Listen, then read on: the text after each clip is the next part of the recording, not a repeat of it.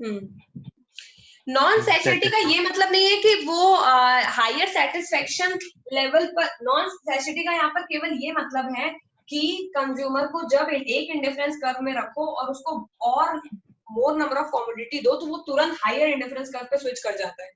ये है नॉन सैचुरिटी का मतलब, समझ गए? नॉन यानी कि सैचुरिटी रैशनल कंज्यूमर है, जो कि रैशनल कंज्यूमर जो एक कि करता रैशनल है। कंज्यूमर है क्योंकि उसके पास मोनोटोनिक प्रेफरेंस है। मोनोटोनिक प्रेफरेंस का हाँ। ये मतलब है नॉन सैचुरिटी कि जैसे ही तुम उसे ज्यादा नंबर ऑफ कमोडिटी लोगे, कंज्यूमर जो है वो हायर इंडिफरेंस कर्व पे शिफ्ट हो जाएगा। किस पे शिफ्ट हो जाएगा? हायर। और इंडिफरेंस अगर का। और ज्यादा नंबर ऑफ कमोडिटी देती तो वो हायर पे शिफ्ट हो रहा है, यानी मोर नंबर ऑफ कमोडिटी देते ही उसकी नॉन सैचुरिटी वाली फिनोमेना आ जाती है। वरना वो तुम कितनी भी कमोडिटी देते रहो, अगर बोलोगे तुम्हें सेटिस्फेक्शन आ गया है तो ज्यादा नंबर ऑफ कमोडिटी देने के बाद में भी तुम अगले वाले इंडिफरेंस कर्व पे जाओगे ही नहीं। समझ गए? क्योंकि तुमने मान लिया है कि तुम्हें कम कमोडिटी में वही मैक्सिमम सेटिस्फेक्शन मिल गया है। इसलिए हम इंडिफरेंस कर्व को नॉन सैचुरेबल मानते हैं। क्यों? क्योंकि जैसे ही तुम्हें हाई नंबर ऑफ कमोडिटी मिलेगी वैसे ही तुम अगले वाले इंडिफरेंस कर्व पे शिफ्ट हो जाओगे कि नहीं? यस। तो अब यहाँ पर इक्विलिब्रियम तब आएगा, ये सारे ही इंडिफरेंस कर्व हैं, सारे ही। जैसे ही तुम्हें नंबर ऑफ कमोडिटी मिलती जा रही है तुम अगले अगले इंडिफरेंस कर्व पे शिफ्ट होते जा रहे हो। तो तुम्हारे लिए तुम्हारा इक्विलिब्रियम किससे डिसाइड होगा? तुम्हारी बजट लाइन से। किससे डिसाइड होगा? बजट लाइन से। मान लो कि तुम्हारे को ये 10 इंडिफरेंस कर्व अलाउड है और 10वें वाले का सेटिस्फेक्शन सबसे ज्यादा है, लेकिन तुम्हारी बजट लाइन दूसरे वाले को ही टच कर रही है। किसको टच कर रही है? दूसरे वाले तक। दूसरे वाले को, यानी तुम्हारे पास उतना ही पैसा है जिससे तुम IC2 वाले कर्व के जो कॉम्बिनेशन है उन्हीं को खरीद सको। तो तुम्हारे लिए तुम्हारा इक्विलिब्रियम पॉइंट क्या हो जाएगा? IC2। IC2 पे जो कॉम्बिनेशन है उनमें से कोई चीज खरीद लो। ये तो वही कहने की बात है। इंडिफरेंस कर्व नॉन सैचुरिटी का केवल इतना मतलब है कि तुम इतने रैशनल हो कि अगर मैं तुम्हें 1 लाख रुपए दूं तो तुम उसमें अपना सेटिस्फेक्शन ढूंढ लोगे, वो हो जाएगा IC1। अगर मैं तुम्हें 2 लाख रुपए दूं तो तुम फिर तुम्हारा कंज्यूमर सेटिस्फेक्शन, तुम रैशनल हो तो तुम IC2 पे शिफ्ट हो जाओगे कि अब तो 2 लाख रुपए, अब तो मेरा सेटिस्फेक्शन चेंज हो गया। फिर अगर मैं तुमसे बोलूं कि तुम्हारे पास अब 4 लाख रुपए है तो तुम IC3 में शिफ्ट हो जाओगे। फिर तुमसे बोलेंगे हमारे पास 10 लाख रुपए आ गए, तुम IC4 में शिफ्ट हो जाओगे, क्योंकि ज्यादा नंबर ऑफ गुड मिलते ही तुम्हारा लेवल ही चेंज हो गया कंज्यूमर का। समझ गए? यस। तो उस केस में हमारा जो इक्विलिब्रियम है वो हमारी बजट लाइन से डिसाइड होगा, जो हम आगे पढ़ने वाले हैं। तो अभी तक हमने केवल इंडिफरेंस कर्व पढ़ा है। इंडिफरेंस कर्व किसे कहते हैं ये पढ़ा है। इंडिफरेंस मैप का मतलब कलेक्शन ऑफ इंडिफरेंस कर्व होता है। और इंडिफरेंस कर्व में हायर इंडिफरेंस कर्व को हायर पॉइंट ऑफ सेटिस्फेक्शन क्यों बोलते हैं? क्योंकि कंज्यूमर रैशनल है और उसकी मोनोटोनिक प्रेफरेंस है। तो ज्यादा चीजें दोगे तो वो आगे वाली चीज पे ही उसको ज्यादा सेटिस्फेक्शन मिलेगा, ऐसा मान के चल रहे हैं। फिर हमने ये पढ़ा कि इंडिफरेंस कर्व हमारा कॉन्वेक्स क्यों होता है? क्योंकि मार्जिनल रेट ऑफ सब्स्टिट्यूशन हमारा डिमिनिश हो रहा है। मतलब जो कमोडिटी हम सैक्रिफाइस कर रहे हैं उसको हम धीरे धीरे और कम सैक्रिफाइस करने के लिए रेडी हैं to gain one additional unit of commodity that we want to have. समझ गए? Yes ma'am. सार्थक और श्रेष्ठ, इतने में अगर कोई चीज ना समझ आई हो तो बताओ। नहीं मैम, आ गई। हर एक चीज आ गई है? Yes ma'am. ओके। तो डिफरेंट कॉम्बिनेशन ये हो चुका है, इसका assumption हो गया है। अब हमें सीधा बजट लाइन पढ़नी है। बजट लाइन अगर आज हम खत्म कर लेते हैं तो ये चैप्टर आज ही खत्म हो जाएगा। तो मैं इसीलिए बजट लाइन अब पढ़ाना शुरू कर रही हूँ, ठीक है?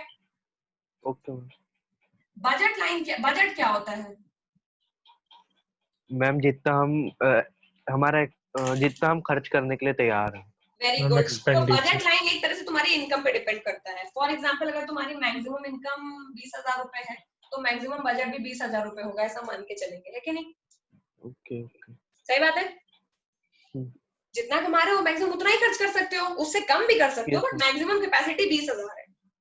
ओके। क्योंकि उतना ही कमा रहे हो, ठीक है? अब बजट लाइन वो लाइन है जो तुम इस, ठीक है, अब मान लो कि मैंने बजट को 20,000 करके, सपोज मैंने तुम्हारे बजट को कर दिया 100 रुपए। अपना ग्राफ बनाने के लिए कर रही हूँ। बजट है 100 रुपए, जिसमें जो बनाना है वो है 10 रुपए के, एप्पल है 20 रुपए का।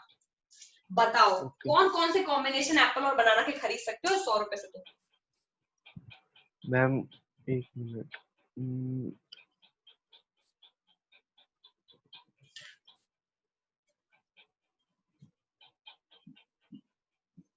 पहला पॉइंट है 4 एप्पल 2 बनाना का,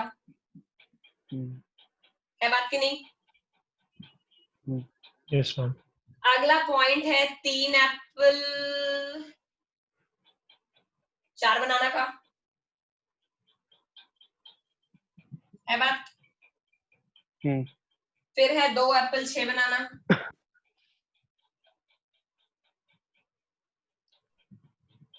फिर है 1 एप्पल 8 बनाना, है? यानी मेरी बजट लाइन, अगर मैं तुम्हें बजट बढ़ा दूं तो तुम इंडिफरेंस कर्व भी अलग हो जाएगा तुम्हारा, क्योंकि पैसे ज्यादा गए तो तुम हायर वाले में शिफ्ट हो जाओगे, तो तुरंत तुम 2 6 की जगह 20 और 60 खरीदने लग जाओगे, है बात की नहीं? Yes ma'am, yes ma'am. और जैसे ही तुम 20 और 60 खरीदने लगोगे तुम्हारा इंडिफरेंस कर्व ऊपर वाला हो जाएगा, क्योंकि तुम्हारे पैसे ही ज्यादा आ रहे हैं। लेकिन अब हम यहाँ पे बात कर रहे हैं केवल, एक minute, wrong with my laptop.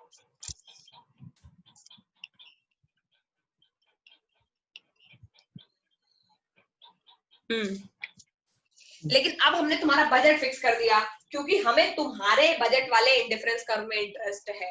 हमको ये बात जानने में कोई इंटरेस्ट नहीं कि तुमको अगर 5 करोड़ दे दिए जाएंगे तो तुम ऊपर वाले इंडिफरेंस कर्व में शिफ्ट हो जाओगे। तुम रैशनल हो तो ऑब्वियसली होगा ही ऐसा, समझ गए? हमारा जो इक्विलिब्रियम है वो हमारे बजट से डिसाइड होगा, तो ये तो हो गई तुम्हारी बजट लाइन, समझ गए? Yes ma'am. तुम्हारी बजट लाइन पे 1,8, 2,6, 3,4, 4,2 4 कॉम्बिनेशन दिए हुए हैं कॉमोडिटीज के जो तुम खरीद सकते हो, है बात की नहीं? यानी तुम या तो 1 एप्पल और 8 बनाना खरीद सकते हो, या 2 एप्पल 6 बनाना खरीद सकते हो, या 3 एप्पल 4 बनाना, या 4 एप्पल 2 बनाना खरीद सकते हो, है बात की नहीं? Yes ma'am. और इनडिफरेंस कर्व का भी यही मतलब होता है कि कौन से कॉम्बिनेशन ऑफ गुड्स के लिए जो सेटिस्फैक्शन है कंज्यूमर का वो कांस्टेंट रहेगा, ठीक है? यस है बात की नहीं?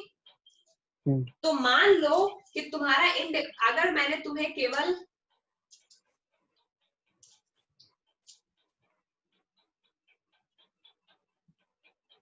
एप्पल 6 बनाना का बास्केट दिया, ठीक? 60 एप्पल 60 बनाना भी दे सकती थी, लेकिन हमारे काम का 6 एप्पल 6 वाले में हमारा हो जाएगा।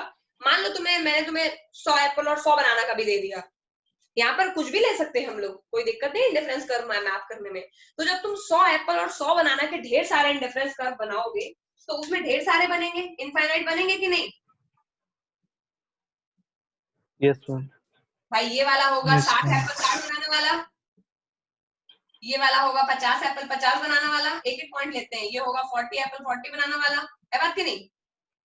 Yes ma'am. जितनी नंबर कॉमोडिटी उतना ऊपर इंडिफरेंस कर्व शिफ्ट होता जाएगा। लेकिन पूरे इतने number infinite number of indifference curve में एक कर्व तो ऐसा भी होगा जिसमें 3,4 पॉइंट आएगा, या इनमें से कोई भी पॉइंट आएगा, है बात की नहीं? तो हम क्या करेंगे, अपने इनडिफरेंस कर्व के ऊपर अपनी बजट लाइन को सुपर इम्पोज कर देंगे। तो हमारी इनडिफरेंस कर्व और बजट लाइन जब दोनों को हम एक ही मैप पे ड्रॉ करेंगे या एक ही ग्राफ पे ड्रॉ करेंगे, तो जहां पर हमारी इनडिफरेंस कर्व को हमारी बजट लाइन टच कर देगी उस पॉइंट को क्या मान लेंगे? इक्विलिब्रियम। उसी पॉइंट को अपना इक्विलिब्रियम पॉइंट मान लेंगे। यानी यहाँ यदि मैं तुमसे पूछूं कि मैंने तुम्हें 100, अब यहाँ पे क्वेश्चन क्या है? क्वेश्चन ये है कि मैंने तुम्हें 100 एप्पल और 100 बनाना दिए और मैंने तुमसे पूछा अपना इक्विलिब्रियम पॉइंट मेरा बता दो, तो तुम मेरे से पहला सवाल क्या करोगे कि बजट बताओ, है बात की नहीं? जैसे दुकान में जाते हैं तो क्या होता है, भैया जरा फोन दिखा दीजिए, वो क्या पूछता है सबसे पहले? बजट आपका पूछता बजट है। कितने का है? केवल फोन के बेसिस पे इक्विलिब्रियम नहीं निकाल सकते, इसलिए केवल इंडिफरेंस कर्व का कोई मतलब नहीं है, क्योंकि वो तो इनफाइनाइट है, जितना पैसा बढ़ाते जाओगे उतना बढ़ता जाएगा। और हायर इंडिफरेंस कर्व का मतलब higher satisfaction, obviously, because it means higher money also, है बात की नहीं? Yes ma'am. तो पूछेगा तुमसे बजट, और तुम्हारी बजट लाइन में जो इंडिफरेंस कर्व टच कर जाएगा, इसका मतलब है तुम्हारे बजट में उस सेटिस्फेक्शन का वही पॉइंट मैक्सिमम है कि नहीं? क्योंकि ये वाला पॉइंट भी तुम्हारे बजट लाइन से ऊपर है और ये वाला पॉइंट भी तुम्हारे बजट लाइन से ऊपर है बात की नहीं? टच वाले को ही Yes, क्यों ma'am. मान रहे हैं इक्विलिब्रियम? क्योंकि अगल बगल वाले दोनों पॉइंट कैसे हैं, उससे ऊपर ऊपर है, है. हमारी बजट लाइन से ऊपर है ना। Yes, ma'am. तो ये वाला पॉइंट तो हमारी बजट लाइन पे लाई कर रहा है, बजट लाइन का, लेकिन ये वाले दोनों पॉइंट हमारी बजट लाइन से बजट ऊपर लाइन से जा रहे बाहर हैं। है, ऊपर जा रहे हैं. इसीलिए जो टेंजेंट वाला पॉइंट होगा, मान लो कि वो पॉइंट 3,4 है, इसका मतलब ये है कि 3 एप्पल और 4 बनाना अगर मैं खरीद लूं, अगर मेरा बजट 100 रुपए का है, तो मेरा इक्विलिब्रियम आ जाएगा। सॉल्व हो गया क्वेश्चन के नहीं? हो गया. तो जैसे ही तुम्हें कोई Yes, क्वेश्चन sir. दिया जाएगा, सबसे पहले उसका बजट लाइन बनाओगे, बजट लाइन ड्रॉ करोगे, फिर उसका इक्विलिब्रियम पॉइंट, वैसे कोई सा न्यूमेरिकल आता नहीं, केवल दिखाने के लिए आता है कि शो करके बताइए कि कैसे निकाला जाएगा, समझ गए? तो ऐसे ही निकाला जाता है, ठीक है। मैम बाकी वालों से सेटिस्फेक्शन सेम मिलेगी, बट वो प्राइस का चक्कर है उसमें, ऐसा? नहीं, बाकी वालों से सेटिस्फेक्शन ज्यादा मिलेगी ना बेटा। नहीं, ये तुम्हारे इसी पे, तुम्हारे घर में इसी पे, कूलर लगा हो या इसी तुम्हारे वाला. घर में एसी लगा हो, सेटिस्फेक्शन किसमें ज्यादा है? एसी में एसी। ज्यादा है. नहीं, इसी में.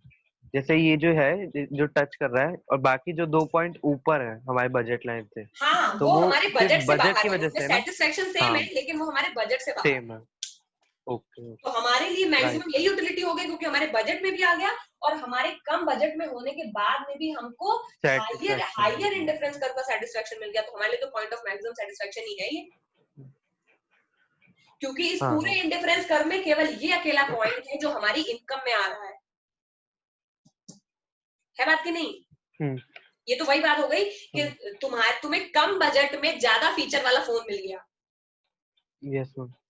है बात? वही तो होता है। जैसे OnePlus की रेंज 40,000 होती है, Realme की रेंज 15,000 होती है, लेकिन फीचर कंपेयर करते हो तो 15,000 में 40,000 वाले फीचर मिल जाते हैं। ये वही बात है, ये 40,000 का इंडिफरेंस कर्व है, लेकिन तुम्हारी बजट लाइन 15,000 है, उसमें किसी एक पॉइंट पे जाके टच करती है। तो हम लोग ऐसे ही तो खरीदते हैं सामान, यस कम मैम. पैसे में कौन सा मैक्सिमम चीज हाँ मिल जाए। एकदम वही बेसिक फंडा यहाँ लगा हुआ है, best deal. yes, ma'am. Best deal. समझ में आ गया श्रेष्ठ और सार्थक? Yes ma'am. Yes, sir. पूरी तरह से? Yes Yes, ma'am. ma'am. Okay. तो बजट लाइन एक स्ट्रेट लाइन है, ये भी दिख ही रहा है इसमें। तो हमने पूरा इंडिफरेंस कर्व कैसे बनाना है ये हमने सीख लिया है, कैसे बनेगा ये हमने सीख लिया है। जाकर के इसके क्वेश्चन करके आने हैं। Yes ma'am. और बजट ओके. इंडिफरेंस, मैं इक्वेशन इसीलिए नहीं बता रही हूँ, मैंने भी 2 चीजें नहीं बताई है। बजट लाइन की इक्वेशन कि वो कैसे इक्वेशन में होती है, स्ट्रेट लाइन होती है, मैंने बता दिया, इक्वेशन तुम लोग खुद कर लेना, ठीक है। Budget line is nothing but y is equals to quantity of a into price of a plus quantity of b into price of b। होगा कि नहीं? Yes ma'am. ये है बजट लाइन की एक्चुअल इक्वेशन। चलो, लेकिन कोई बात नहीं, मैंने ये दोनों चीज इसलिए नहीं बताई मैम बिकॉज़ आपने I want you to look into it. अब तुम लोगों को जाना एक है ये बताया इंडिफरेंस, था. ठीक है। अब तुम लोगों को जाना है consumer equilibrium in case of 2 commodities with the help of indifference curve analysis को पढ़ना है। उसमें एक कंडीशन दी होगी, वो कंडीशन वही है जो मैं यहाँ समझा चुकी हूँ, लेकिन उस कंडीशन को तुम लोगों को खुद होमवर्क में करना है। यानी कंज्यूमर, मैंने कार्डिनल अप्रोच पढ़ा दी, कार्डिनल का टू कंज्यूमर का इक्विलिब्रियम बता दिया, ऑर्डिनल अप्रोच पढ़ा दी, इंडिफरेंस कर्व पढ़ा दिया, बजट लाइन पढ़ा दी, लेकिन और उसके अलावा मैंने इक्विलिब्रियम कैसे निकलेगा वो फंडा भी समझा दिया। ये इक्वेशन तुम लोगों को खुद करनी है, ठीक है। तो indifference curve in case of two consumer equilibrium in case of 2 commodities with the help of indifference curve analysis, इसकी जो कंडीशंस है वो तुम्हारा होमवर्क है। बजट लाइन की इक्वेशन तुम्हारा होमवर्क है। उसके अलावा कुछ तुम्हारे बुक में पीछे सॉल्व प्रैक्टिकल्स दिए होंगे, वो भी कर लेने हैं 4-5 क्वेश्चंस, ठीक है। अगली क्लास में हम इसके डायरेक्टली क्वेश्चंस करेंगे, और क्वेश्चन में ही इक्वेशन पूछ ली जाएगी बजट लाइन की, तो हम वही रिवाइज कर लेंगे, ठीक है। ओके. तो अगली क्लास में हम इसकी क्वेश्चन आंसर क्लास रखेंगे इस चैप्टर की, फिर हम अगले चैप्टर की तरफ बढ़ेंगे, ठीक है। ओके. ओके, Yes, आई ma'am. होप